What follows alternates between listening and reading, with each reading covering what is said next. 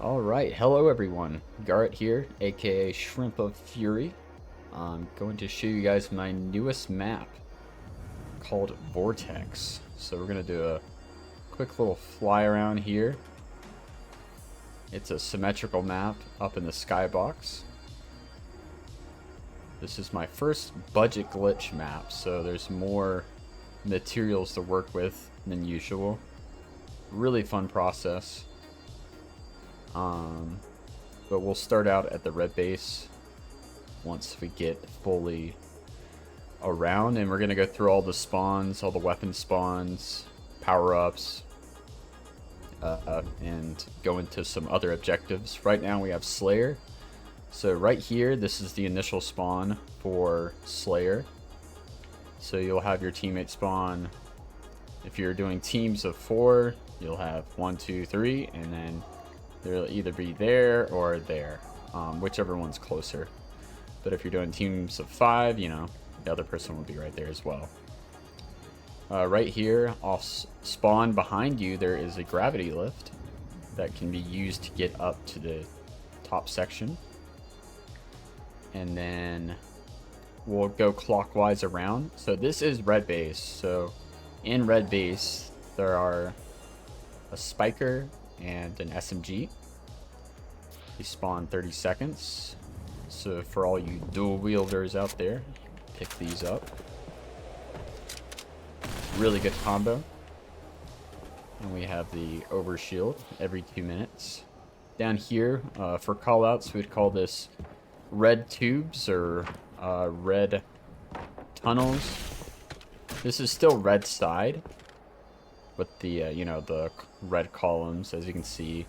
And over here, this would be red cannon, but we'll get there in a minute. We have a brute shot every minute. Spike grenades every 10 seconds. You can pick them up, crouch underneath this scaffolding here. And you can slide jump up here. This is the Banshee. This spawns in later in the match, 150 seconds. So be looking out for that when it spawns in to grab it. Overshield right here. Keep going around. So red cannon, if you, depending on where you go off the lift, will determine on where you land. So if you go straight into it, you'll have more of a straight shot to the other side of the base. We'll show off the lifts near the end. So this is one of the side bases. I believe this is the fourth team. Okay, so if you're doing multi-team, this is where the 4th team would spawn. There's no weapons here, but there is a regen that spawns every 90 seconds. Making our way around, we got the gravity hammer area, which is really cool in my opinion. I really like the way I use these ramp larges here with the columns. And the gravity hammer spawns every 150 seconds. Really good to have. Players, if they're, you know, near the edges of the map, you can hammer them off, which is really fun. Originally I had a sword. I feel like the sword is a little overpowered for this map, not as dynamic as the gravity hammer, because you could also use it to hammer yourself up into different areas for like jumps. You can also jump onto this column by going up this ramp thick here, and then you can jump up to this top section here. We'll get there in a minute. You can do this on all the columns in every corner. You can also jump from right here like this. So now we're at blue base, same as red. The gravity lift's right here, so best to utilize is throw it right here, go off the lift, and you'll go up to the top section. I'll just show it real quick. As you can see, it does work. Over here on blue side, blue tunnels, blue tubes, whatever you want to call it. 2 spawns in here. You'll be spawning here quite often. It's the safest spawn. Needles, 30 seconds. Plasma grenades, crouch to grab them. Going underneath, already have a set. Active camo, 120 seconds. This side is easier to get up to the column. The scaffolding is nicer. Jump up here and then jump up top. Oh, I missed it. You can also jump on these like little lifts right here. Oh, yeah, like that. There's a little bit of a ledge that you can jump on, but it's a lot faster to just crouch jump up like that. Missile pond spawns in late as well when the Banshee spawns, 150 seconds. So this will be the counter for the Banshee. I really like this angle right here with the Guardians looking through. It's really cool. Alright, and so this would be blue cannon. And at the blue cannon side we have a bubble shield. Oh, did we look at the blue base? We did not. I think blue base, yeah, blue base has plasma rifle and plasma pistol. I mean, not the best to dual wield with. It's more of like one of those things you just either plasma rifle or plasma pistol.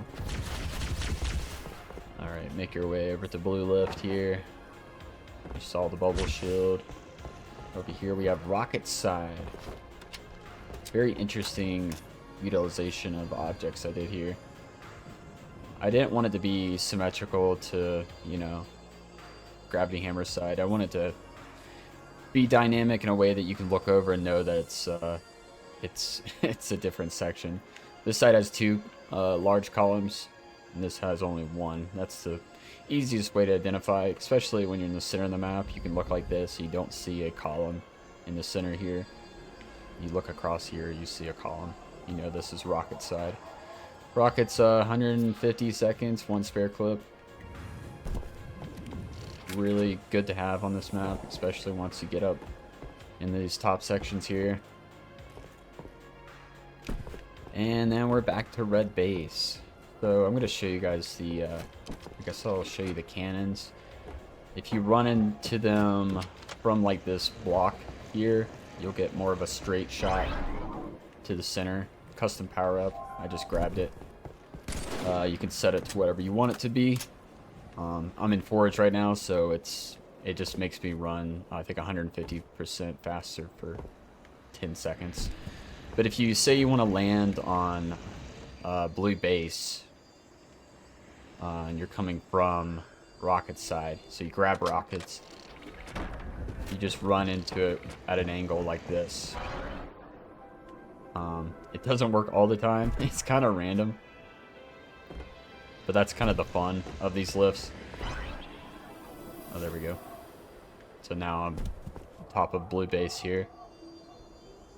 So I guess we'll make our way around from blue base. Blue base has plasma grenades every 10 seconds and a carbine 30 seconds. You can look down from right here. There is a hole right here to the light in. Another identifying, if you spawn in this area, you'll see the blue lights. Same for the red side, you'll see the red lights, so you know what base you're at. And if you spawn in the you know, 4th and 3rd teams, there's no lights, so you're gonna have to look and see if there's a cannon. If you're playing on a symmetrical game mode like capture the flag, you'll always know if you spawn in a, you know, no light area, you're not at the base. Anyways, let's go back to the top of the base here. Really fun. I had a lot of fun building this section.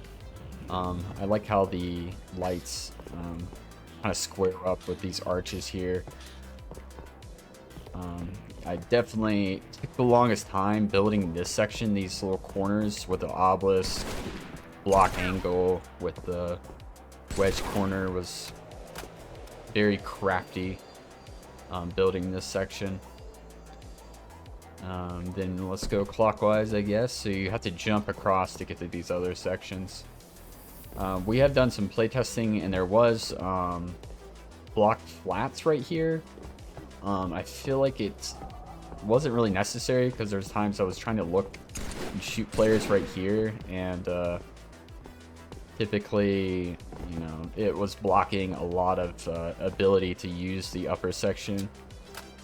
and people would drop down to finish off kills a lot. I want people to want to stay up on these higher sections. So I put more weapons up here as well. So we have the fuel rod cannon every 2 minutes, 1 spare clip. This is, it's not as powerful as you think. It's also good for the Banshee if the missile pod is not utilized properly. And there's no grenades on this side, just the fuel rod cannon. And over here is red, top of red base. We have a battle rifle and frag grenades. Same spawn times as on the other side. This is great for if you're top of the enemy base and you could just shoot players from up here. It's kind of hard to see because a lot of people are going to be underneath the base. But if you can hold out here, wait for custom, it's, you know, high ground is everything.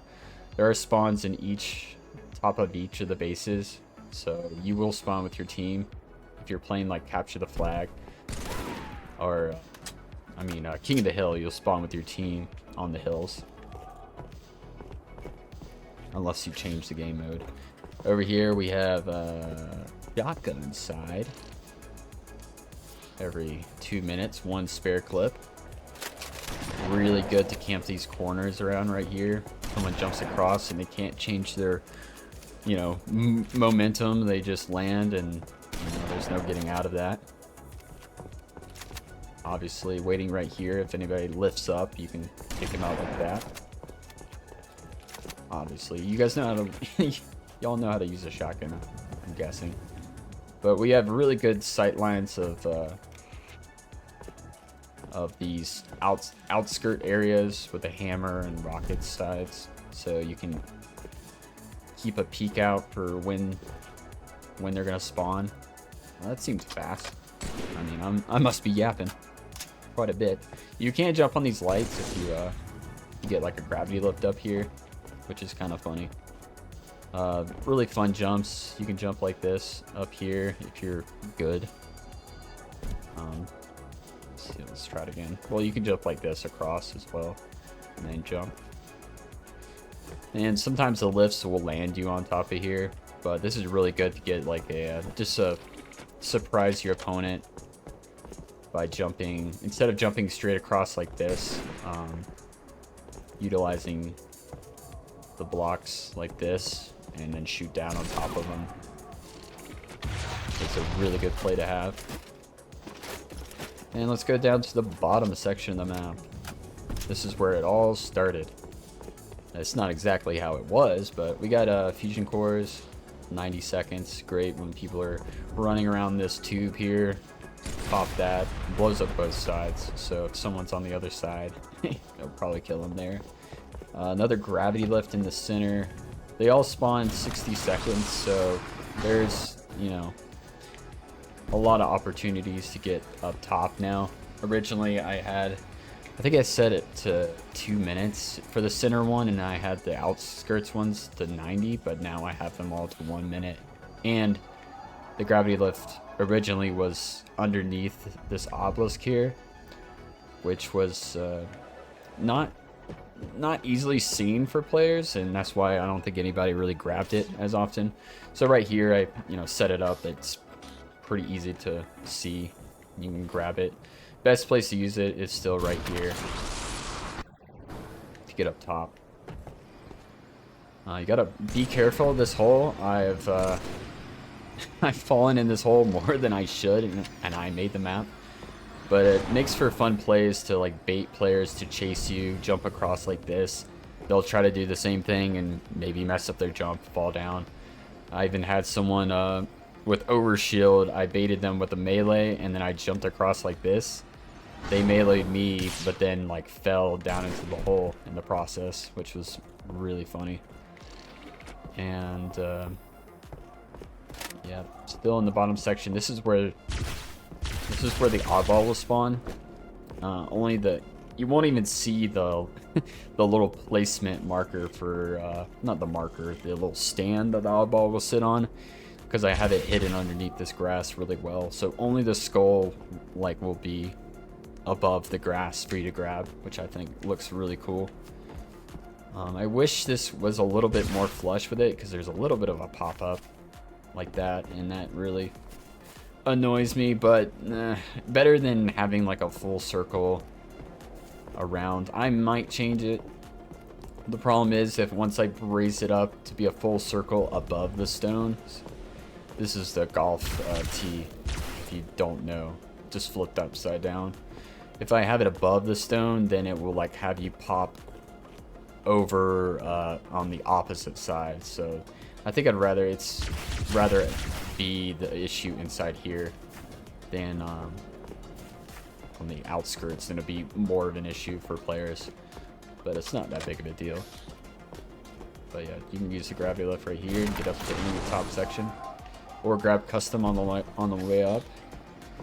And a lot of identifiers, you could just look across on these corner smalls that you stand on, and you can see like, okay, that's red tubes over there.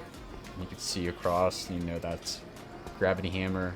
It's symmetrical, but there's enough things that you can identify where you actually are. Let me get some VR ammo. And you can also obviously see the light up above, so you know that's blue base.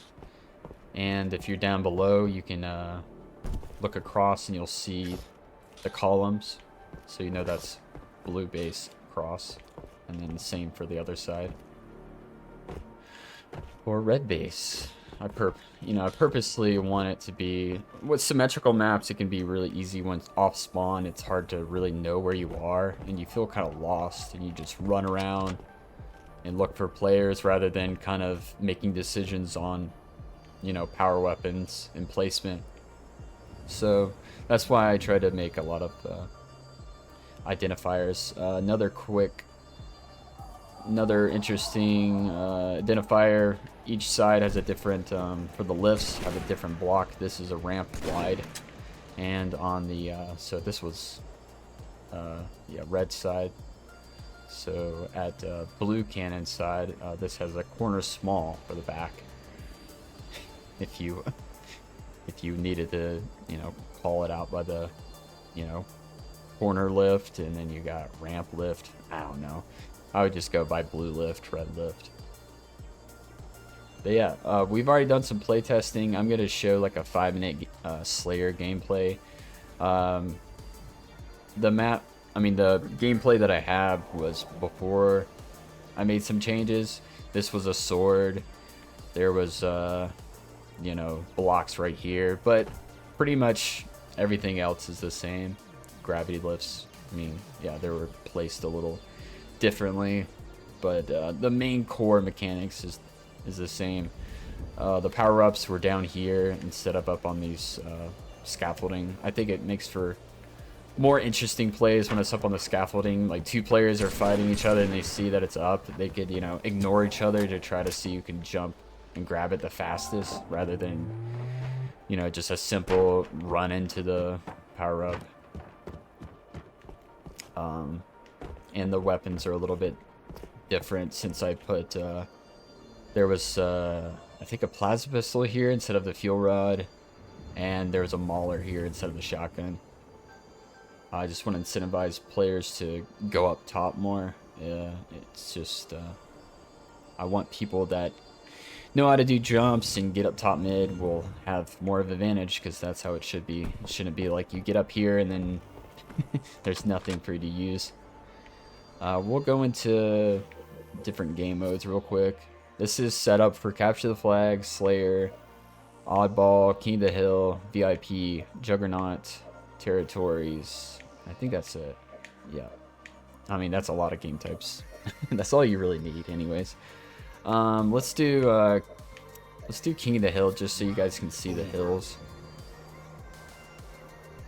And it's pretty straightforward, as you would expect. Some of the hills I cannot show you, because they're hidden underneath blocks. Yeah, there's one underneath this grass here that I can't show, but basically it goes to the perimeter of all these blocks, and it's like I don't know, about that high. So you can jump off here and still be in the hill. But after it moves from this hill, it goes to the top of red base. And it's circular as well. And it goes to the edges, as you can see. In the play testing, I saw a lot of players crouching right here in these corners. But I had the hill radius a little too small, so you weren't even in it. And I was trying to explain to them that they were not getting hill time if you're there. But if you have... Now that's not an issue. And I think this makes a little more sense because you can kind of go out to these outskirts a little bit more and you can still be in hill and pop shots on other players. But it alternates to the other side. It goes to the top of blue base next in sequence if you have it unsequenced. And then it goes to the top of red base, right? This should be 3, yep. I mean, not red base, red cannon side, shotgun. And then it goes to fuel rod side. And then it goes to, I believe, hammer side.